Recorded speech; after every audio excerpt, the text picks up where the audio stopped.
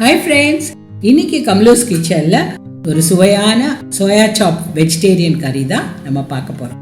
பேசிக் soya chops எப்படி செய்யறதுங்கிறதும் பார்க்கலாம். அது ரொட்டி, சப்பாத்தி, ரைஸ் எல்லாத்துக்கும் கூடிய ஒரு அருமையான சைட் டிஷ்.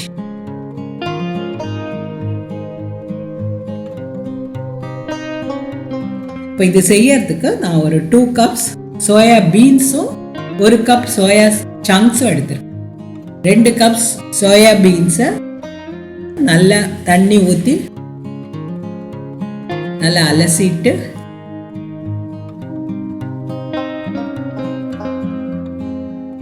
ரெண்டு 3 தடவை அலசி திருப்பி நல்லா ஃப்ரெஷ் வாட்டர் போட்டு ஒரு 8 ஹவர்ஸ் ஊற வைக்கணும். ஓவர் நைட்டு கூட நீங்கள் ஊற வைக்கலாம்.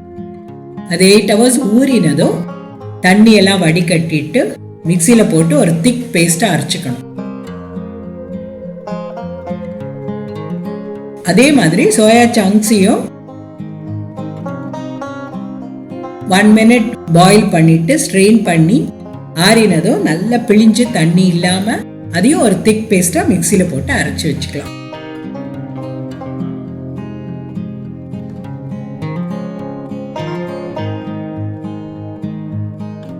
இது மாதிரி நல்லா ஒரு ஸ்மூத் பேஸ்டா அரைச்சதையும்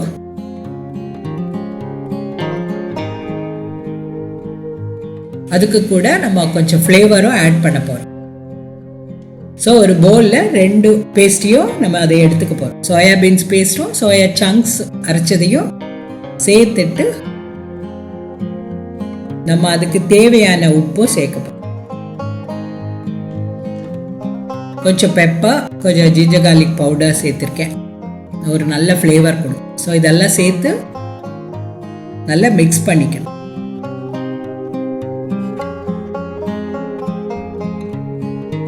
தென் ஒரு டோவா பிசையறதுக்காக அதுக்கு கூட ஒரு 1/2 கப் மைதா முதல்ல சேர்த்துருக்கேன். கொஞ்சம் கொஞ்சமாக நீங்கள் மைதா, அது தண்ணியாக இருந்ததுன்னா கொஞ்சம் இன்னும் கொஞ்சம் மைதாவும் சேர்த்து நல்லா ஒரு சப்பாத்தி மாவு பதத்துக்கு நல்லா பிசைஞ்சு வச்சுக்கணும்.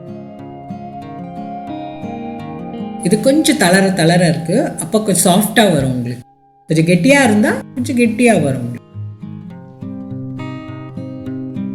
இப்போ ஐஸ்கிரீம் ஸ்டிக்ஸ் எடுத்து அதில் நம்ம கபாபு வைக்கிறோம் இல்லையா, அது மாதிரி ஒரு உருண்டை எடுத்து அதில் நல்லா வச்சுக்கணும்.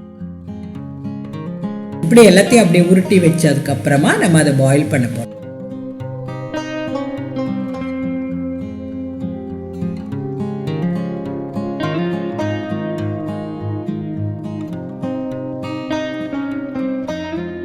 கொஞ்சம் ஒட்டும், நீங்க தண்ணி தொட்டுட்டு அப்படி செஞ்சுக்கலாம். ஒரு பாத்திரத்தில் நிறைய தண்ணி கொதிச்சதும் நம்ம செஞ்சு வச்சிருந்த அந்த ஸ்டிக்ஸ் அதை அதில் போட்டு ஒரு 30 to 15 மினிட்ஸ் வேக வைக்கணும்.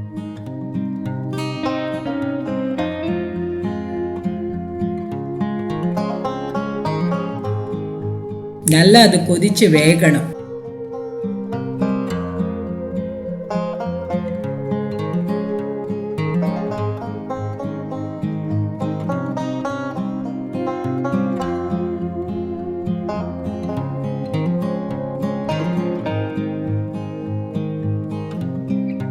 அது இப்போ வெந்துடுச்சு.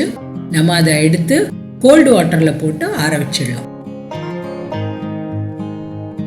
ஒரு இன்னொரு பாத்திரத்தில் கொஞ்சம் தண்ணி எடுத்து வச்சுருக்கோம், கூல் வாட்டர். அதில் அதை சேர்த்து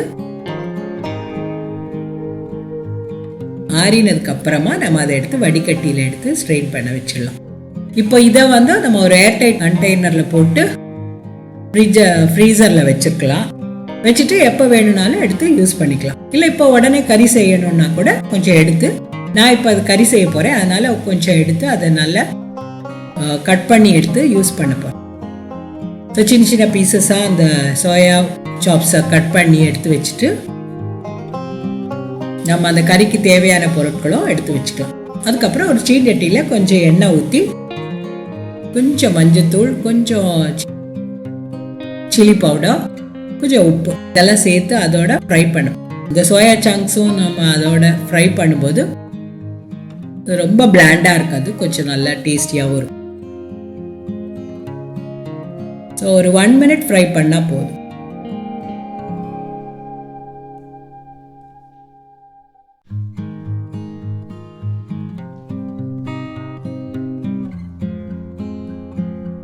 ஸோ ஃப்ரை பண்ணதை எடுத்து வச்சுட்டு ஒரு பேனில் 1 டீஸ்பூன் எண்ணெய் ஊற்றி அதில் 1 teaspoon whole garam masala, that is சோம்பு, கொஞ்சம் பட்டை, கிராம்பு அதெல்லாம் சேர்த்து நல்லா ஃப்ரை பண்ணிடும். அது நல்லா பொரிஞ்சதும் பொடியாக நறுக்கின வெங்காயமும் சேர்த்து ஃப்ரை பண்ணலாம்.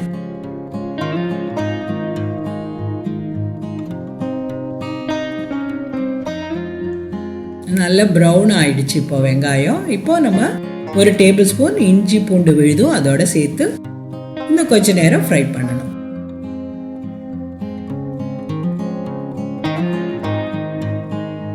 அது ஃப்ரை ஆனதும் கொஞ்சம் மஞ்சத்தூள், கொஞ்சம் மிளகாய்த்தூள், தனியாத்தூள், ஜீரகத்தூள், கொஞ்சம் கரம் மசாலா, எல்லாமே வீட்டில் பொடிச்ச தூள். இதெல்லாம் நீங்கள் வேணும்னா கொஞ்சம் பாவு பாஜி மசாலா சேர்த்துக்கலாம் கரம் மசாலாவுக்கு பதில். அதுக்கப்புறம் 2 டொமேட்டோவை நல்லா மிக்சியில் போட்டு பேஸ்ட்டாக நல்லா அடித்து வச்சுருந்தேன், அதையும் சேர்த்து நல்லா ஃப்ரை பண்ணணும். அது எண்ணெய் மேலே வர்றது வரைக்கும் கொஞ்சம் நல்லா ஃப்ரை பண்ணினதுக்கப்புறம் உப்பு சேர்த்து நல்லா கிளறி விடணும். ஸோ நல்லா எண்ணெய் மேலே வந்ததும் 1 டீஸ்பூன் கசூரி மேத்தி, 2 கப் தண்ணி ஊற்றி நல்லா மூடி வச்சு அதை நல்லா கொதிக்க விடணும். ஃப்ளேமை வேணால் லோவில் வச்சுக்கோங்க. அதுக்கப்புறம் மூடி அதை நல்லா கொதித்ததும் நீங்கள் ஆல்ரெடி ஃப்ரை பண்ணி வச்சுருந்தீங்க இல்லையா அந்த soya chunks pieces, soya chops pieces, அதையும் அதோட சேர்த்து இன்னும் 1 நிமிஷம் கொதிச்சா போதும். அந்த மசாலாவோட சேர்ந்து அது நல்ல ஒரு ஃப்ளேவர், நல்ல ஸ்மெல்லு வருது பாருங்க.